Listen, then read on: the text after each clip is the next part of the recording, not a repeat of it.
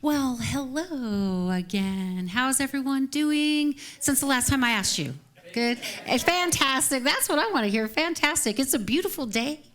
It's so sunny and lovely, and the air is crisp. And I wanted to ask you if you heard about the time that Jesus and Moses went golfing.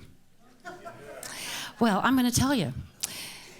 Jesus and Moses are golfing, and Jesus says, watch this drive. It'll be just like Tiger Woods. And he hits the ball, and it lands in the lake. Moses says, I'll get it. And he goes down, and he parts the waters, and he retrieves the ball. Okay, Jesus says, this time it'll be just like Tiger Woods. And he hits the ball again, and it lands in the lake, and Moses goes down, parts the seas, and retrieves the ball. The third time is a charm, Jesus says. Watch, just like Tiger Woods. And for the third time, he hits the ball into the lake. And Moses says, this time you can get it yourself. And Jesus is down, walking, looking, and all of a sudden he starts walking on the water. And he's looking for the ball. And a crowd is formed. And one guy says, who does he think he is? Jesus Christ? No, Moses says, he thinks he's Tiger Woods.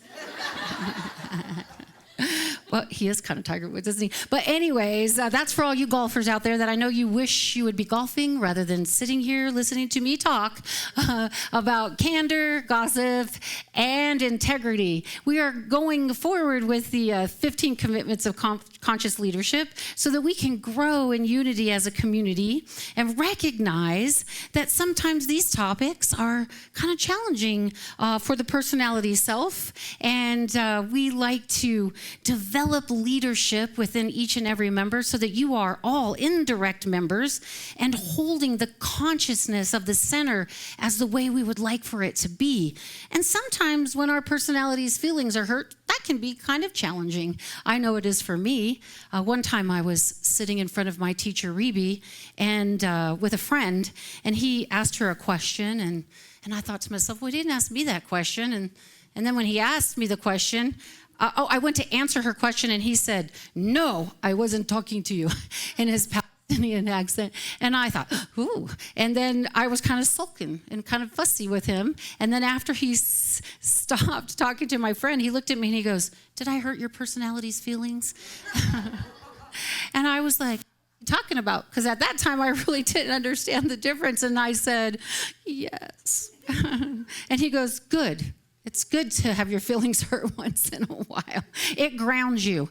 But really, what we're talking about, we started with responsibility, and then we went to curiosity, and we talked about feelings, and now we're moving into candor. So I wanted to tell you that I printed the 15 commitments. They're out on the table by the office, and I'm going to just read to you what the folks who wrote the book have to say. So what they want you to hear in this is that the conscious commitment and the process of positive change in organizations, that these things are really important for the unity in the consciousness of the group as a whole. And so when we move as a group and as a whole, then we achieve things. Spirit always follows a great idea. And sometimes things can get a little out of whack, and that's okay, because we're here to remind each other. And that's why we're looking at these things, so that we can lovingly and kindly remind each other. So for candor, it's what they want you to hear and possibly say to yourself is, I commit to saying what is true for me. I commit to being a person to whom others can express themselves with candor and authenticity. So really what they want you to hear in that is committing to withholding the truth and speaking in a way that allows manipulation for an outcome is not the candor that we're talking about here. We want to commit to listening, not necessarily sharing the outcome and how we want things to move our way. I, for one, know that I am working on listening, And it is sometimes really challenging for a person with ADD because, your mind already thinks it knows. And so the invitation here is to sit in the stillness and listen. And when you listen with your heart, somehow it really understands the heart of the other person, even if it's hard for your personality to hear. Now, this doesn't mean being a doormat. This doesn't mean letting people walk all over you. There's so many things that the mind can invent about this, but it really is genuinely being authentic, genuinely speaking your truth without worry or concern or the invitation of a people pleaser to say what other people want to hear. Something miraculous happens when we share our truth. We have the courage to share our truth in a deep and profound way. And it doesn't really even necessarily mean the person on the other side may not agree with you. They might not find it to be true. But the miracle happens when you get to speak from your heart. It sets you free from certain conditionings. So the invitation is for candor, to grow in candor in our community. And bear with me while I look for my paper. So Ernest Holmes, he really emphasized the importance of mindful speech and communication within his organization, or at that time when he would go speaking and the people who traveled with him. He really, in his book, he really talked about how words have deep energetic meaning, and it's important as the speaker to really understand and to know the words that you choose and to make sure that they are kind but honest. So in his words, he says, if you propose to speak, always ask yourself, is it true? Is it necessary? Is it kind? This quote underscores the significance of truth, necessity, and kindness in our words and interactions, guiding us to consider the impact of our speech on others and ourselves. And this is really interesting because candor is the practice of openness, honesty, and sincerity in communication, fostering genuine connection and trust. And in order for that to form, we really do have to sit down and think about what we want to say. Have a purpose for your conversation. Make sure you're centered in your heart. And make sure there's an openness. It doesn't mean it won't be comfortable all the time. It doesn't mean that there's not going to be fussiness or frustration.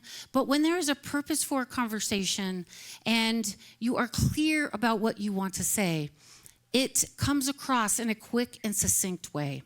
I know for myself, this is something that I'm always striving to improve because I like to talk, if you haven't noticed. And I'm an over-talker. And for those of you who've been in Zoom meetings with me know this. So I like for the honesty of the other person to go, I gotta go. And I'm like, oh yeah, I gotta go too. We can have humor and fun. And I thought when I was reading this and I wanted to talk about it, it sounded kind of preachy. And that's really not what Spirit means by this. What Spirit is trying to cultivate or broaden, because it's already here, is unity and love. And those are brought from positive actions and curiosity and from getting away from the mind that thinks it knows. I spent a lot of time with one of my friends this week. She came from Vegas, and she knows when she comes to stay with me, she'll get a little bit of Tracey and a lot of the minister.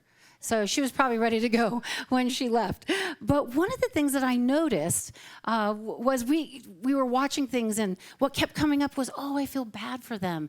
And I said to her, what good comes from that statement?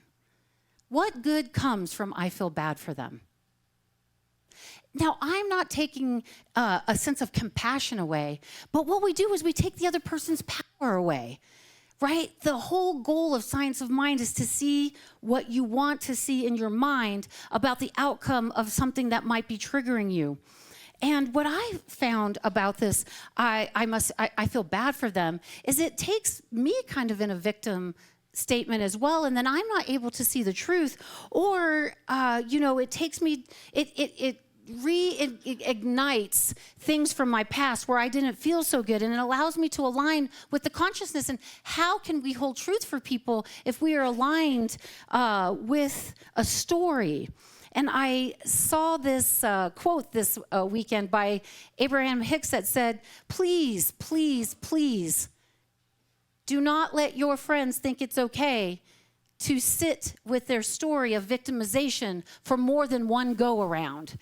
Sometimes it takes a little candor from both sides to say, hey, do you want to can I point you to the truth? And the other thing we saw was the difference from being nice and being kind. Nice is a self-centered, kind of narcissistic way of being. Nice is a self-preservation strategy. Nice is I can't always tell you the truth because I care about what you think about me, and if I tell you what's really on my mind, it'll be mean. And so I was raised, again, as a good Catholic girl, and we were brought up to be nice. And I spent years looking in my old career on how to be nice to people because I knew how to be direct. But what I was really searching for was how to be kind. And kindness comes from an open heart. And so what is this candor? It's sharing personal experiences authentically during group discussions. We have a lot of those around here. Offering constructive feedback with compassion and honesty. And what it is not is withholding information to manipulate an outcome. Sugarcoating feedback, being nice to avoid your own discomfort. We've all traversed this, and it's not a right or wrong. The other conversation I had with my friend is, I don't do right or wrong. I do skilled, not so skilled, master skilled. And so all of us are a work in progress traveling down a road to some outcome of your own divine destination. And we need to look at ourselves and really ask ourselves the question, where do I need a little polishing? And if we're honest with ourselves, then we can be honest with other people. And that's how the community grows, is that everybody has a different skill set. Some people are more communicative. Some people have their jobs where they're in communication all the time, and maybe they're a professor, maybe they're a teacher, and so different skill sets, different people bring around different communication styles. And what's lovely is when we have a complete acceptance of who people are. The next topic, gossip, is not such an easy topic to talk about because I have been gossiped about. Surely we all have. I don't know about you, but I don't know me. And I've been the gossiper. Because in this world of duality, we are love and hate, light and dark, and we are also gossipers and gossiping, I guess. But what I didn't realize in my younger days when this was happening was what gossip really was and the damage that it can do to a unit or a community as a whole. Expressing your opinions about others is one thing if you're expressing it or you have the courage to express it to them. But when we're in our safety group and we're expressing things that we, particularly harmful things about other people, and we know that they're going to take that information elsewhere, this can be very damaging to a community. And I'm not naive. It happens everywhere. Like I said, I've been both sides of the coin. But once you see from the heart the damage that this does, then you get the courage to go and meet that person right where you're at and have a true and genuine conversation. That takes a lot of resilience. It takes a lot of trust from spirit. And it doesn't always mean the outcome that you've had in your head is going to happen. But what the transformation that occurs is your willingness to speak your mind to the person that you have the problem with. And that is, like I said, it's not always easy. Or finding a safe place, like a practitioner or a minister or a friend that can point back to you. I've shared this story a lot this week in conversations that I've had about developing the talk. And when we are in community, and when this desire to gossip comes up, and it is our own responsibility to hear it to recognize it, and then to decide, do you want to be a part of it or do you want to walk away? And if you stay to be a part of it, that's okay, because the world will always bring you another opportunity to grow and know. So it's not like a damning thing. It's just really recognizing that the person that's gossiping will always recognize the person that is strong enough that walks away from the circle. They don't recognize the people that are staying there listening because they're tuned in. But the person that walks away will create a sense of discomfort in them. And they will usually go actively seek out and try to justify their conversation. And that person lovingly that walks away, because if they're wise enough to walk away, then they're wise enough to be kind and just say, hey, you know what? I love you. I just can't be a part of that. Right? And somehow that energy can shift the other person's energy, and we can bring everybody back into the whole. The thing about community, the thing about being a human being, is that we have this great desire for connection. Gossip dams connection. Gossip is divisive. It is intrusive. It is hurtful. And because we have this desire to include everybody in the whole, gossip just tells me you're hurting about something and we haven't really listened to what that is. We might not be able to do anything about it. Might not be able to make it okay. But what we can do is have candor with you and listen with the heart and find a way, because nobody wants to ostracize anybody from the fold. If anyone has ever been ostracized from a group of people, you know how painful that can be. And our community is about inclusivity. Our community is about love.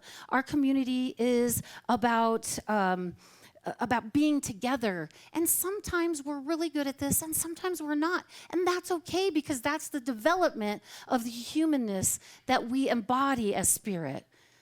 So the definition of gossip, gossip involves spreading rumors or idle talk about others, often leading to misunderstanding and harm.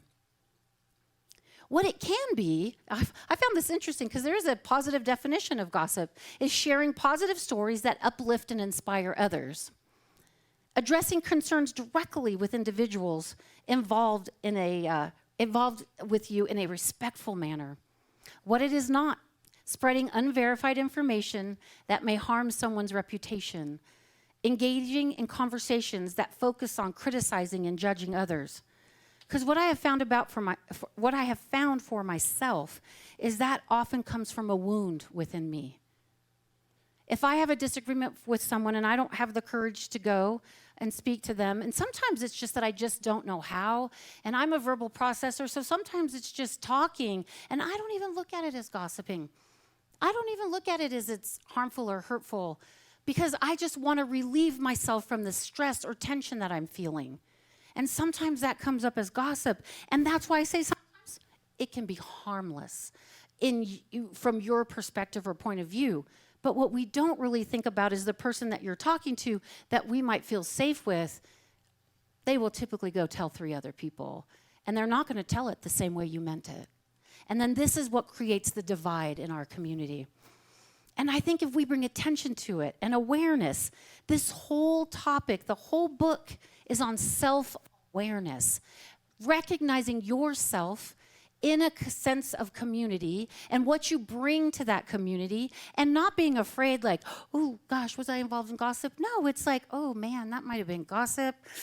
And going in, checking how it feels, and then trying to do better the next time. We are striving on the path of liberation and awakening, and we are working our way back to ourselves. I mean, that sounds even funny saying it because we're already ourselves. But when we get to know the ways that we were wounded, the way we express it in community or in our families or work or nation, it is the wound that needs to be healed with the heart. And so sometimes when we're called on the carpet, which I have been, it's not too comfortable, we can go in and judge ourselves, or we can go in and go, man, I'm really sorry I didn't mean it that way. I can see how that hurt you, and I thank you for bringing that to my attention, and I will do better next time. See, there was no like I'm sorry's in there. There's no forgives me in there. There is accepting responsibility for the way we do things. It's candor. Candor helps us accept responsibility for gossip. The third topic is integrity. Integrity, by definition, is encompassing honesty and ethical behavior and consistency in actions aligned with one's values and principles. When we commit to the masterful practice of integrity, including acknowledging all authentic feelings, expressing unarguable truth, and keeping our agreements, we then can eliminate gossip because we ask for clarity. We recognize how we feel. We bring candor to the conversation. And, this opens up a whole new realm of self-awareness. And for our community to move forward, which it is, it's expanding, it's growing. Reverend Kath reminded me that spirit follows a good idea. And this community is a good idea. You were a good idea of spirit.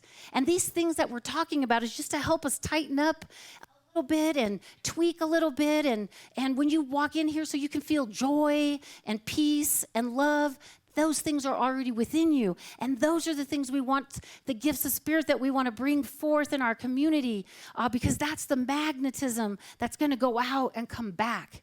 So when we stand in integrity, again, the definition of this is right, encompassing honesty. It's ethical behavior.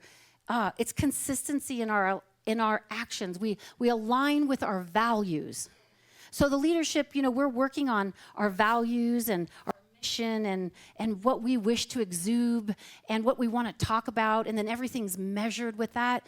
And in some ways, we've done a great job. In some ways, we still need to do a little bit of work.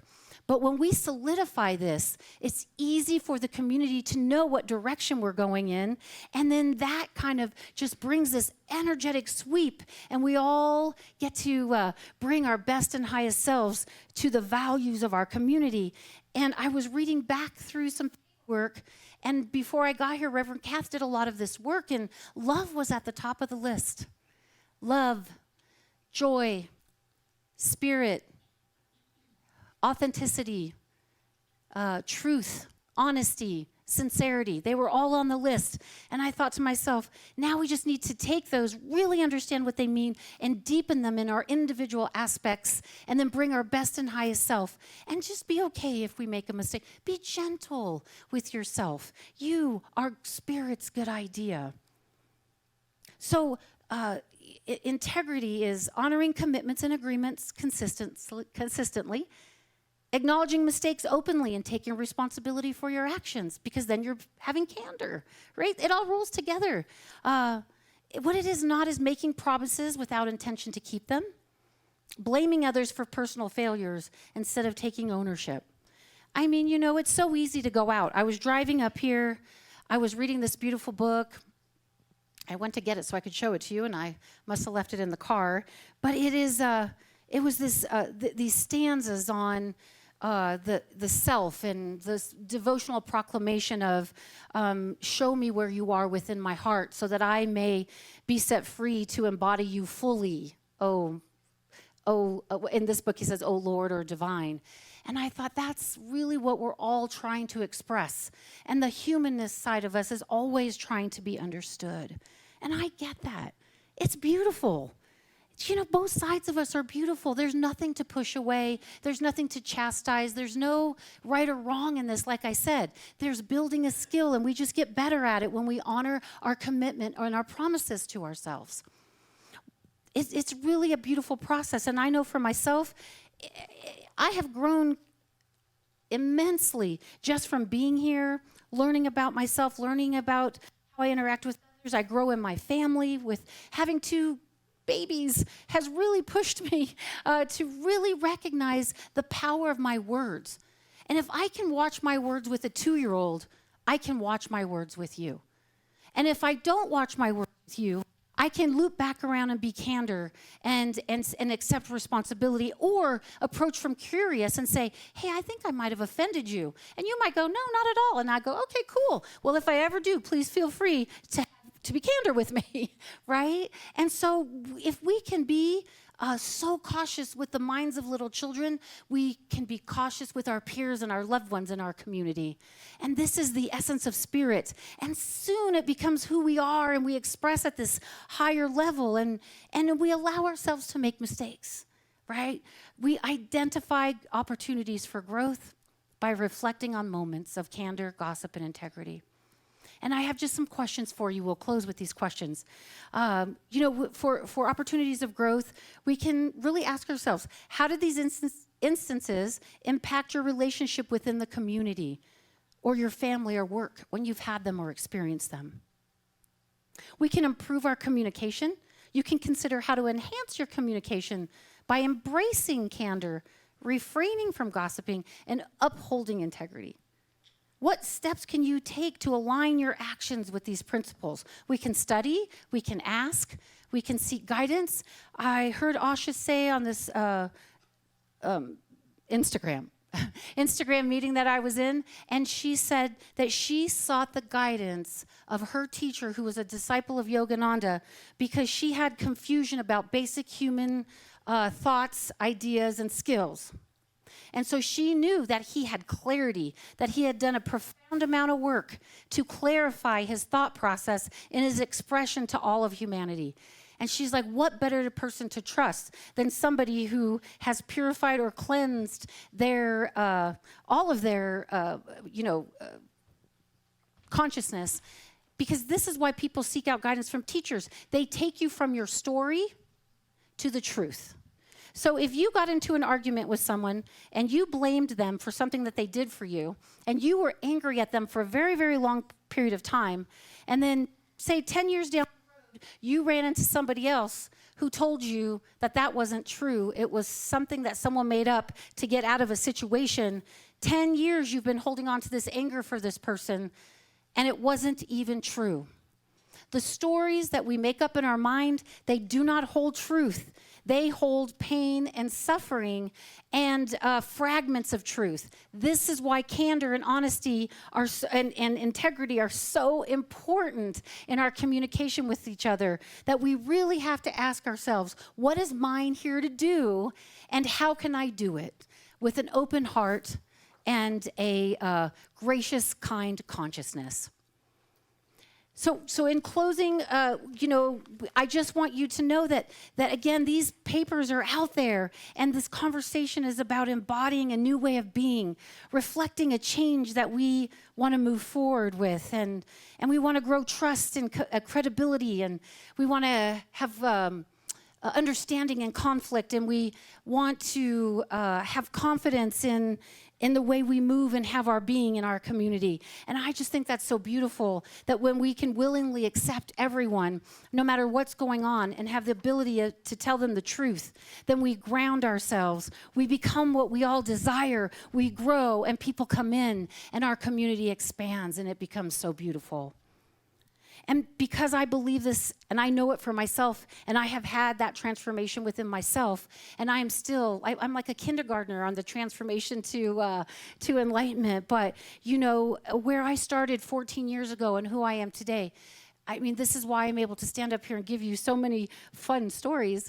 But sometimes these particular ones, I had a really difficult time with this talk, because these particular ones are the hardest for all of us to really ground ourselves in. And if you are excellent at it, way to go. I love that. Be the peacekeeper in your community. Be the light and hold it for others when they cannot, and bring love to every situation. Thank you so much. And we will just grant that in a quick prayer and treatment before you sing for me, okay, Sky?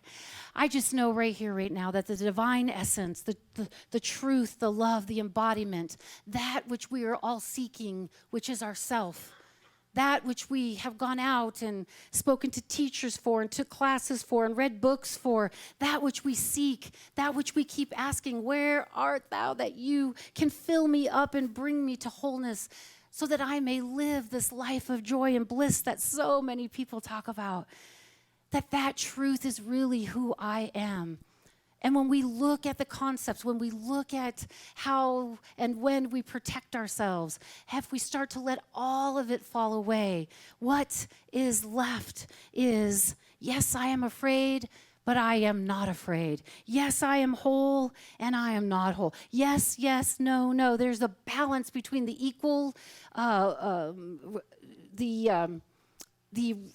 duality of life is that we are spirit in this form, beckoning to be expressed through the human story. And as we drop the human story, that expression is who you truly are. And it comes uniquely and divinely and beautifully through your own essence, through your own lineage and your heritage and your way of being. And we need you here for that. Your light is the light of this community. Your love is the love of this community. Your hope and dreams are all that this community is built on. And that love, in its divine expression, I know for myself, and I see it in you, and I know it for you, that as we embody these qualities of spirit and we express from them, then the perfect outcome, the doer, that doer of spirit, makes all things new. This community is perfectly whole, perfectly gorgeous, so beautiful and magnetic. And I celebrate you being in the whole, lifting it up, handing it over, knowing that right action is always occurring in the community, the family, the nation, and out and onward to the cosmic heart and back. And so it is.